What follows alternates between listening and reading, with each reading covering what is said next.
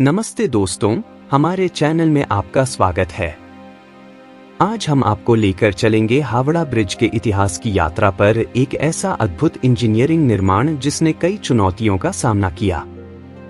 Jubilee bridge से लेकर इंजीनियरों की मेहनत, निर्माण की बारीकियां और दूसरे विश्व युद्ध के दौरान इस पुल की भूमिका तक सब कुछ इस वीडियो में जानेंगे। सन 1887 में ब्रिटिश सरकार ने क्वीन विक्टोरिया के गोल्डन जुबली के अवसर पर हुगली नदी पर जुबली ब्रिज का निर्माण किया। इस ब्रिज ने हावड़ा और कोलकाता को जोड़ने में अहम भूमिका निभाई, परंतु समय के साथ बढ़ते यातायात और जनसंख्या के कारण यह स्पष्ट हो गया कि जुबली ब्रिज को एक नए और मजबूत पुल की आवश्यकता है। 20वीं सदी के शुरुआत में एक आधुनिक पुल की परिकल्पना की गई जो कोलकाता की भविष्य की जरूरतों को पूरा कर सके। 1920 के दशक में अधिकारियों ने यह तय किया कि एक नया पुल बनेगा जिसमें नदी के बीच में पिलर नहीं होंगे। प्रमुख इंजीनियर सर ब्रैडफोर्ड लेस्ली ने शुरुआत में इसके प्रारंभिक रूप को विकसित किया और बाद में इस प्रोजेक्ट को मिस्टर वाल्टन, मुख्य इंजीनियर, और आर.एस. पामर, सुपरवाइजिंग इंजीनियर, ने संभाला। उन्होंने एक कैंटिलीवर ब्रिज की योजना बनाई जो बिना पिलर के नदी को पार कर सके। इस महत्वाकांक्षी प्रोजेक्ट को ब्रैथवेट, बर्न और जेसेप कंस्ट्रक्शन कंपनी ने अपने हाथ में लिया।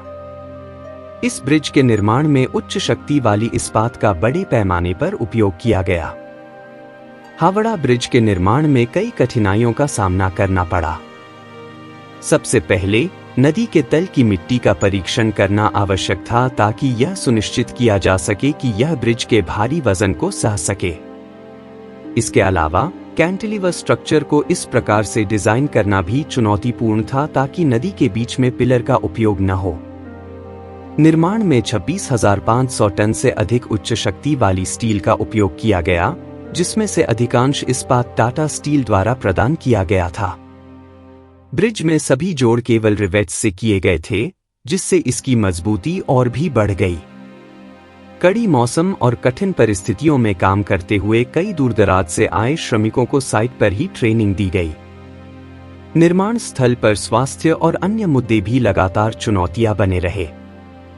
ब्रिज का निर्माण दूसरे विश्व युद्ध के दौरान हुआ, जिससे यह ब्रिटिश सेना के लिए एक महत्वपूर्ण संपत्ति बन गया। 1942 में इस पुल का निर्माण पूरा हुआ और इसे ब्रिटिश सैन्य लॉजिस्टिक्स में एक प्रमुख भूमिका निभाने के लिए तैयार किया गया। जापानी सेना का खतरा इस क्षेत्र में बढ़ रहा था और विशेष रूप से कोलकाता पर उनके हमले की संभावना थी। 1943 में हावड़ा ब्रिज को जनता के लिए खोला गया। इसे शुरुआत में नया हावड़ा ब्रिज कहा गया था, लेकिन स्वतंत्रता के बाद इसका नाम बदलकर रविंद्र सेतु रखा गया। यह पुल न केवल एक यातायात मार्ग बना बल्कि कोलकाता के सांस्कृतिक और ऐतिहासिक धरोहर का प्रतीक भी बन गया। हावड़ा ब्रिज की लंबाई 705 मीटर और चौड़ाई 30 मीटर है और इसे 4 ऊंचे खंभों द्वारा सहारा दिया गया है जो जमीन से 85 मीटर ऊपर उठते हैं। आज यह प्रतिदिन 1 लाख से अधिक वाहनों और लगभग 1,50,000 पैदल यात्रियों का भार संभालता है। हावड़ा ब्रिज कोलकाता की पहचान का एक महत्वपूर्ण हिस्सा बन चुका है। यह फिल्मों, साहित्य और कला में एक महत्वपूर्ण प्रतीक बन गया है।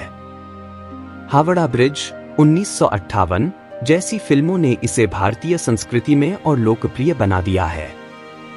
कोलकाता पोर्ट ट्रस्ट के लिए इस संरचना का संरक्षण एक प्राथमिकता रही है। प्रदूषण, जंग और भारी यातायात ने रखरखाव को चुनौतीपूर्ण बना दिया है, परंतु नियमित रूप से मरम्मत और रस्ट प्रूफिंग के प्रयास इसे सुरक्षित और सशक्त बनाए हुए हैं। हावड़ा ब्रिज सिर्फ एक पुल नहीं है, यह इतिहास, प्रतिभा और धैर्य का प्रतीक है। जापानी युद्ध के खतरों का सामना करते हुए भारी यातायात और समय की परीक्षा में खड़ा यह पुल कोलकाता की आत्मा को दर्शाता है।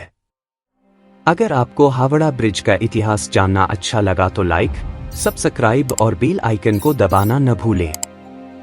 तब तक के लिए नमस्ते।